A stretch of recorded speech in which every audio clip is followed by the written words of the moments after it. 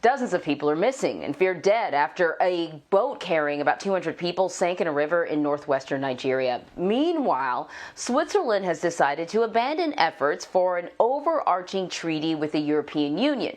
Ramy Inocencio is in Hong Kong following these stories as well as other international stories for us. Good morning, Ramy. Anne-Marie, good morning there. That's right. And we start off in the West African country of Nigeria. Today, at least 20 people, but out of 200 passengers on that boat are alive. That is after this tragedy that happened on the river Niger on Wednesday. Now, that boat was on the way to a market and was carrying mostly women and children. Officials say it was overloaded, not just with people, but with bags of sand from a gold mine, and then it broke in two. So far, at least 5 bodies have been recovered. The rest are expected to wash ashore in the next several days. To Europe, and after 7 years of talks, Switzerland and the European Union have failed to reach an agreement for closer ties. Switzerland, as you might know, is not a member of the EU, but is connected with more than 120 bilateral treaties. The goal was to roll all of those into one major deal, but Switzerland pushed back against permanent residency and social security for EU citizens who didn't have a job. Swiss right-wing parties called the failure a win for self-determination, but most other parties called it Black Wednesday.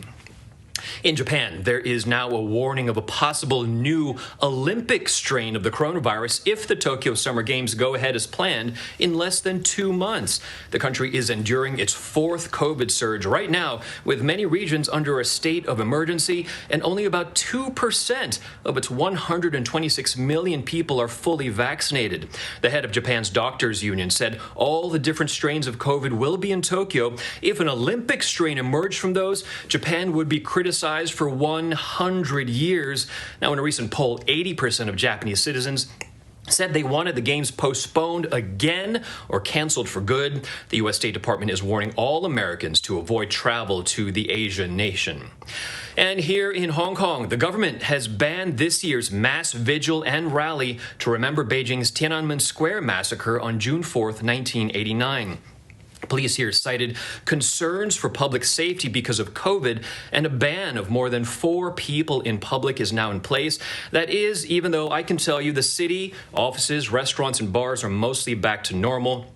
Hong Kong reported just 9 COVID cases in the past week. And Anne-Marie, I can tell you that this is really just much more than policy and more than public health. It really is also about politics. Me being here in Hong Kong, life is almost back to normal, but the government continues to say that for your own good, that this vigil, this rally can't continue on June 4th. And of course, with the passing of that controversial national security law last year, there have been criticisms of erosions of many freedoms that Hong Kong used to enjoy. That includes the freedom to assembly and now the freedom of speech.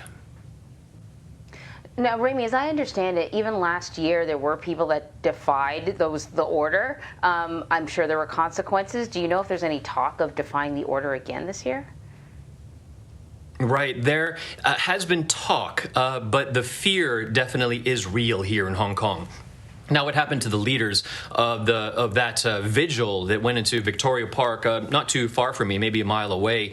They knocked down the barricades of Victoria Park, which basically allowed thousands of people to go in, to set up their own special small events with a few people holding candles. But this year, the fear is that they'll go to jail if they did it again, because those people who pushed down those barricades, those leaders of the pro-democracy movement, they're all in jail right now. They're facing months, if not years, in prison, and that has almost never been heard of. It's a message from the pro-Beijing government, as well as Beijing itself, that if you mess with the national security law, and if you try to disrupt the public peace, as they would say, then you have something coming to you. Wow. All right. Ramy Inocencio, thank you so much.